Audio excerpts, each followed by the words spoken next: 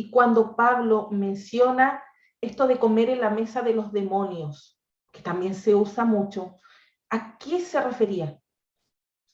En principio habría que pensar que eso está suscrito al problema que tenían los seguidores de Pablo, los pocos seguidores que había de Pablo, viviendo en el mundo en el que vivían. Eran gentiles, grecorromanos, fundamentalmente griegos al principio, a los que se les pedía que salieran de su vida tal como la habían conocido. No hay que olvidar que lo que exige Pablo es: deja de vivir como has vivido hasta ahora. No vayas con estas gentes, no hagas la religión, las ceremonias religiosas. El mundo antiguo, uno era ciudadano de una ciudad y eso quedaba patente si participaba en la religión ciudadana. Si no participaba en las ceremonias públicas, no era ciudadano.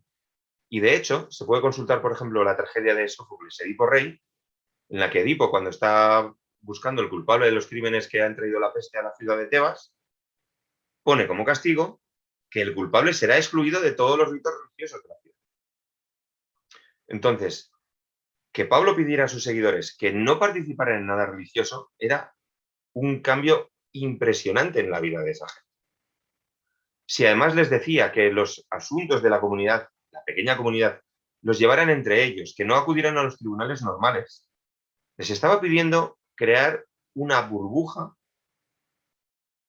dificilísima de llevar a cabo. En cuanto a la comida y los demonios, sabemos que el judaísmo pedía, exigía que no se comiera carne de ídolos, sacrificada a ídolos, a otras divinidades. Entonces, comer en la mesa de los demonios es eso, teniendo en cuenta que demonio, daimon, en griego es una palabra que puede usarse en sentido peyorativo, porque es diosecillo. No es un demonio en sí, es un diosecillo, es un dios menor que no pinta nada. Como Pablo asumía que había otras divinidades, Eso mismo iba a preguntar, justo.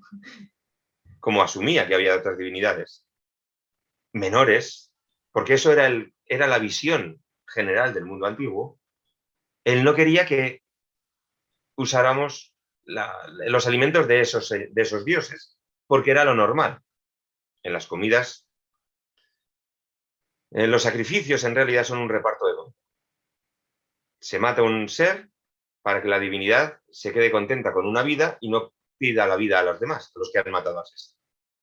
Y ese ser, puesto que es carne, en general, se reparte porque el consumo de carne en la antigüedad era muy escaso. Entonces, las ceremonias eran utilizadas para consumir unas proteínas a veces fuera del alcance general. Era una situación muy importante. Comer juntos era muy importante en la religión. En Atenas, por ejemplo, en las fiestas de Atenea, se mataban los bueyes prescritos en el Acrópolis y tal, y luego se hacía una comida pública en el cementerio del Cerámico. Se han excavado además hasta los huecos donde encajaban los postes para poner unos toldos para que la gente comiera públicamente los animales, la carne, buena carne de vacuno, sacrificada a Atenea, y era una forma de participar de la unidad de la ciudad, de la cohesión social. Uh-huh. Esto el judaísmo lo tiene. ¿Cómo? Lo tuvo con sus sacrificios, por supuesto, en el templo y luego con las cenas del Sabbat. Es volver a sentirse miembro de esa parte. Y se come el pan, se te hacen el pan, la sal, bueno, todo esto, comes el mismo pan. Es decir, estás en la comunidad, estás haciendo algo común. Bueno, pues si lo haces con los ídolos, no lo puedes hacer con los judíos. Por eso una de las normas del judaísmo era rechazar absolutamente ese consumo de carne de los sacrificios de otras divinidades.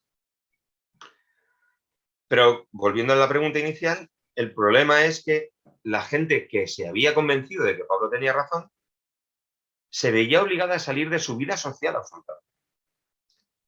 Pero es que muchas veces le invitaban a comidas en las que estaba el animal que habían sacrificado en la fiesta. Entonces se llega a entender que Pablo decía: ojo, puesto que ese ser no es Yahvé, no es nada, es un demonio, es un ser intermedio que no vale para nada, pues al final no es un problema, pero parece que es una solución para los griegos que él convencía. Uh-huh. ¿De acuerdo? Para los griegos que él convencía, no hagas esto, ojalá no lo hagas, pero bueno, si lo haces, ten en cuenta que como eso es falso, no me importa.